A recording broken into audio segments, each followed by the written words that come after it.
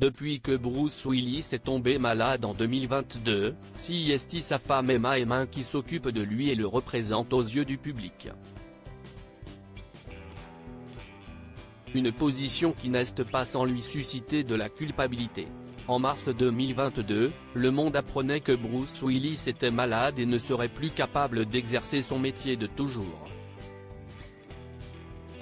Ce n'est qu'en février 2023, alors que le diagnostic venait d'être posé, que la famille de l'acteur a annoncé que celui-ci souffrait d'aphasie ou de dégénérescence frontotemporale, une pathologie du système nerveux qui entraîne des troubles du langage et qui altère les capacités cognitives. Depuis, sa femme, l'ancienne mannequin et actrice Emma Heming Willis, a dû changer de vie et s'est placée en aidante de son époux. C'est elle qui donne régulièrement de ses nouvelles au public et qui l'accompagne dans son quotidien bouleversé par la maladie. Un rôle loin d'être évident sur lequel elle s'est exprimée ces derniers jours dans un essai fort en émotion où elle a également fait part de son sentiment de culpabilité.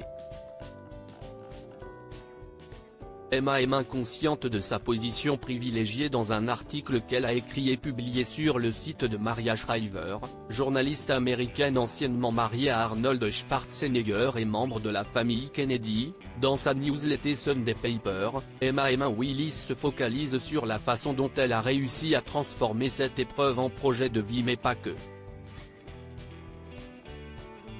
Se sachant privilégiée, notamment financièrement, elle a écrit « Je suis aux prises avec la culpabilité, sachant que j'ai des moyens que d'autres n'ont pas.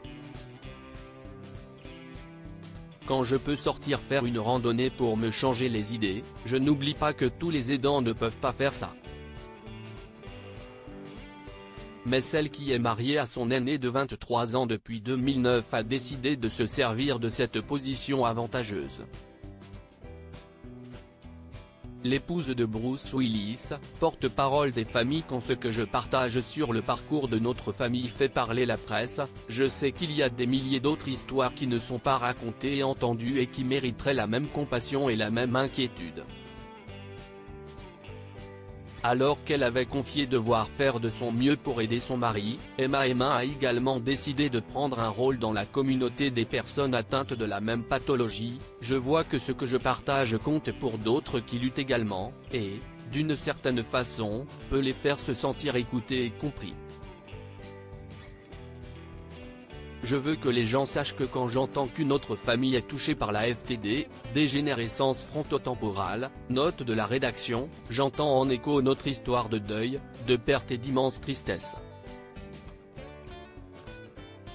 C'est important pour moi d'être la porte-parole de ces familles qui n'ont ni le temps, ni l'énergie ou les moyens de se représenter eux-mêmes, a-t-elle expliqué.